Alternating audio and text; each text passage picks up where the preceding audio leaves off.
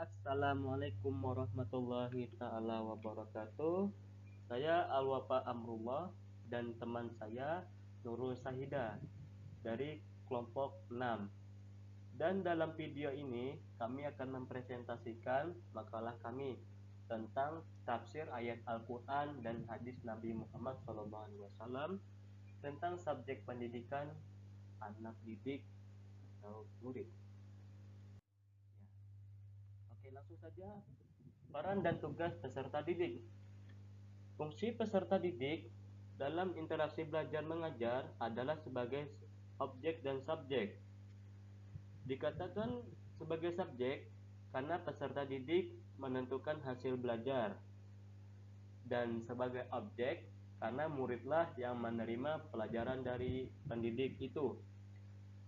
Menurut Imam Al-Ghazali, tugas dan kewajiban peserta didik ada 4, yaitu yang pertama, mendahulukan kesucian jiwa dari kerendahan akhlak dan dari sifat-sifat yang tercela.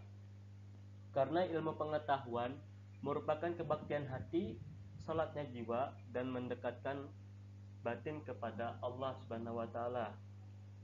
Yang nomor 2, bersedia merantau untuk mencari ilmu pengetahuan. Apabila penggambaran ini dilaksanakan dengan sebaik-baiknya, ini akan menambah pengalaman dan pengetahuan serta persahabatan, juga meningkatkan persaudaraan bagi si peserta didik. Yang nomor 3, jangan menyombongkan ilmunya dan menentang gurunya. Yang nomor 4, mengetahui kedudukan ilmu pengetahuan. Menurut konsep pendidikan di dalam hadis Nabi Muhammad SAW ditegaskan bahwa tuntutlah ilmu sejak dari ayunan sampai ke liang lahat. Telah menggambarkan bahwa pendidikan itu wajib bagi setiap muslim, dimulai dari saat kita lahir sampai kita menutup akhir hayat atau meninggal, ya. Berikutnya, peserta didik menurut Al-Quran dan hadis.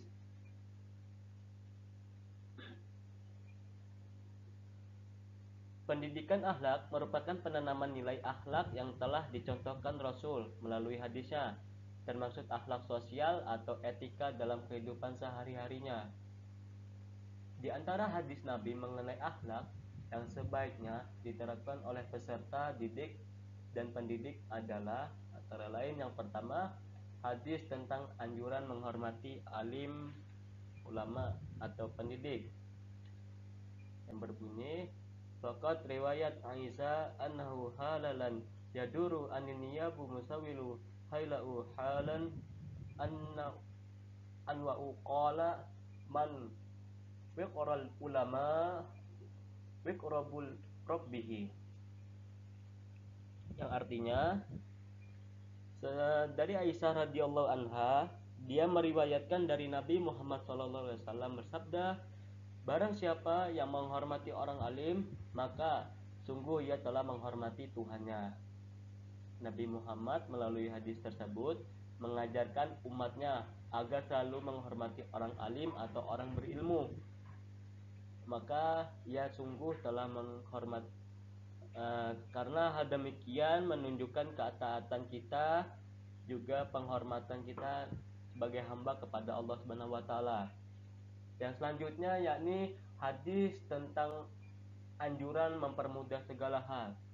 Dalam menceritakan Nabi Muhammad bin Bashar, kemudian dari Wahyu bin Zaid, kemudian ke Syu'bah, kemudian dia ke Abu Tayyah, kemudian ke Anas bin Malik, Nabi Muhammad SAW bersabda, permudahkanlah dan jangan persulit, dan gembirakanlah serta jangan bercerai-berai.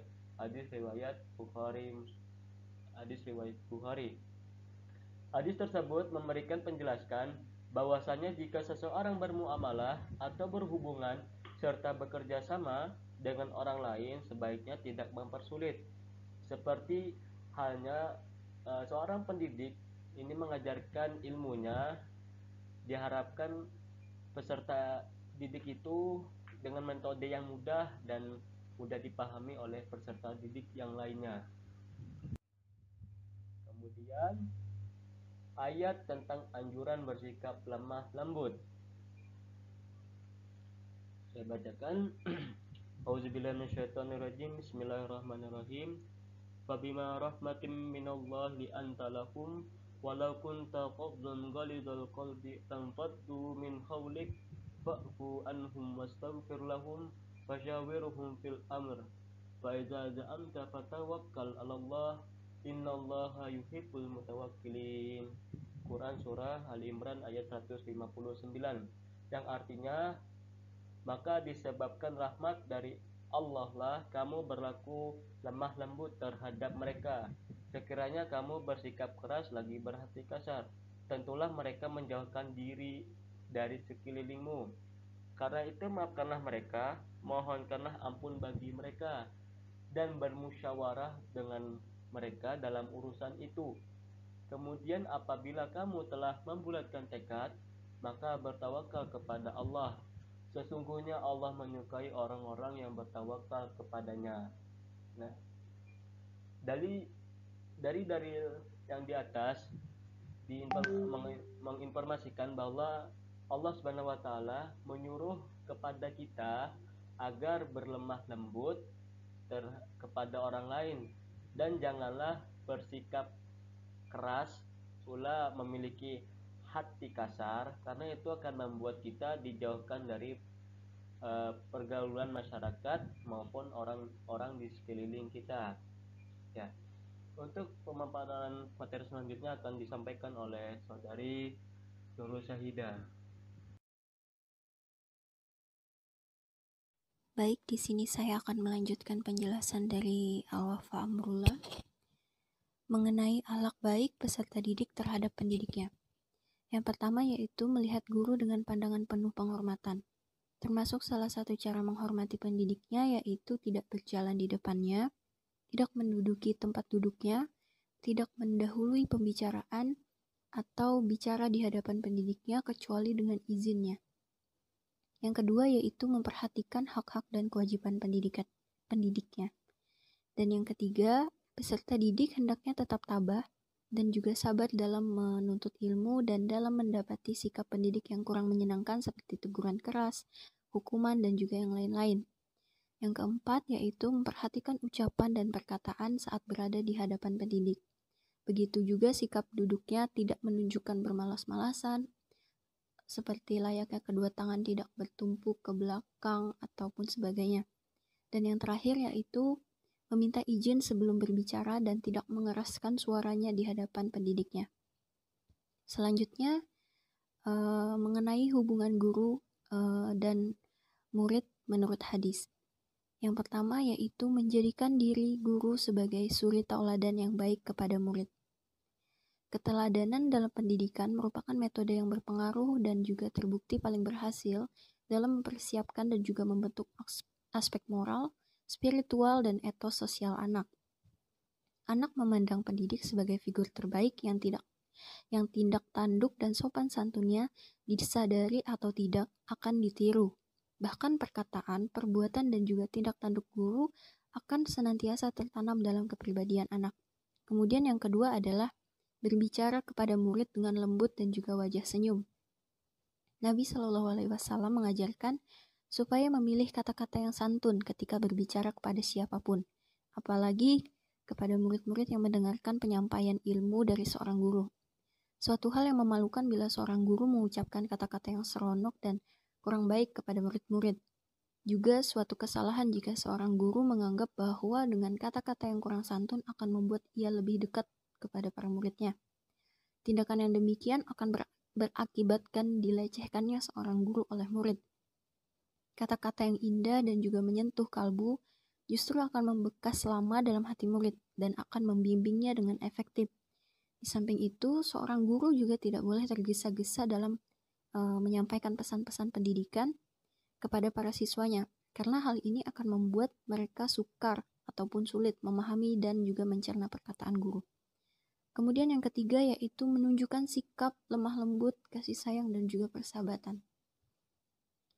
Pola hubungan yang mendasarkan pada relasi persahabatan yang erat dengan tetap mempertahankan etika, ini guru tetaplah pada posisinya sebagai guru dan juga murid juga tetap pada posisinya sebagai murid, di mana masing-masing memiliki hak dan juga kewajibannya. Di samping itu, pola hubungan guru-murid dilandasi rasa saling pengertian. Maksudnya, guru mengerti keinginan muridnya serta memahami kondisi psikologisnya. Demikian pula murid. Murid harus mengerti hak-hak guru dan juga hendaknya menjunjung tinggi hak-hak guru tersebut. Untuk itu, sikap guru yang pertama adalah sadar sebagai seorang abad. Artinya, guru diharapkan menerapkan sifat-sifat seperti abdilah. Yang kedua, guru adalah orang yang mendapat rahmat Tuhan. Artinya guru hendaknya mengaplikasikan teladan para nabi, karena rahmat adalah kenabian. Dan juga yang ketiga adalah orang yang berpengetahuan luas, sebab ilmu akan tersampaikan dengan baik jika guru juga menguasai materi dan memiliki pengetahuan yang luas. Kemudian yang terakhir adalah sikap memuliakan, menghormati, dan juga tawadu kepada guru. Sebagai murid, maka guru harus diperlakukan lebih dari orang pada umumnya. Hal ini karena para guru sesungguhnya pewaris para nabi. Para guru yang mengajarkan kebaikan kepada manusia didoakan oleh Allah dan juga para penghuni langit dan juga bumi. Para guru mewariskan kepada muridnya ilmu yang membuat murid mencapai pribadi utama. Nabi Shallallahu Alaihi Wasallam mengatakan dengan diwariskannya ilmu kepada murid, maka murid mendapat keberuntungan yang sangat besar. Di samping itu,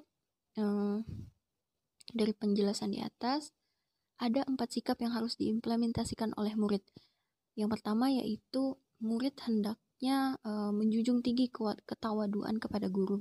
Karena sikap tawadu adalah substansi dari pendidikan yang diajarkan oleh Muhammad SAW. Kemudian yang kedua yaitu murid hendaknya pada asumsi dasar bahwa guru lebih pandai darinya. Hal ini untuk memotivasi dirinya belajar lebih giat lagi. Kemudian yang ketiga yaitu murid hendaknya mempunyai komitmen untuk bersungguh-sungguh dalam mendalami ilmu. Kemudian yang terakhir yaitu memiliki komitmen untuk mengamalkan ilmunya itu. Sekian dari kami berdua. Semoga bermanfaat. Wassalamualaikum warahmatullahi wabarakatuh.